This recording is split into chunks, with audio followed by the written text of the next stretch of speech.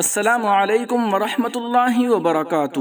حکومت اتر پردیش کی جانب سے غیر سرکاری مدارس کے سروے شروع کرنے کے درمیان اسلامی تعلیم کے مرکزی ادارے دارالعلوم دیوبند میں شورا کی 3 روزہ میٹنگ شروع ہو گئی ہے، جس میں ادارے کے بجٹ کے ساتھ ساتھ مدارس کے سروے کے سلسلے میں بھی بڑا فیصلہ ہونے کی امید ظاہر کی جا رہی ہے۔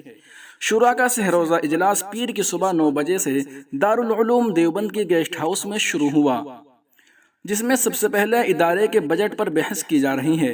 بتایا جا رہا ہے کہ شورا کے 1.5 سے 2 دن بجٹ اور متعلقہ کاموں میں ہی صرف ہو سکتے ہیں، اور اس بار مہنگائی کے باعث ادارے کا بجٹ بڑھایا جا سکتا ہے، جس کے بعد مدارس کے سروے کے حوالے سے بات چیت کا امکان ہے۔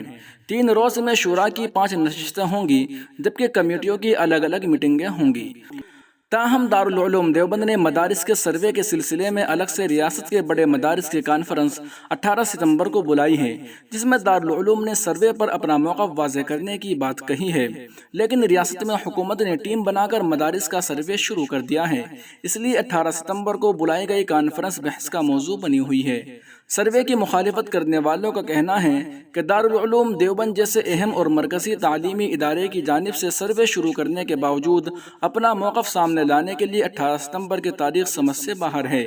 یہی وجہ ہے کہ مدرسہ منتظمین میں بے چینی پائی جا رہی ہے اور وہ شورا میں کوئی فیصلہ ہونے کی توقع کر رہے ہیں۔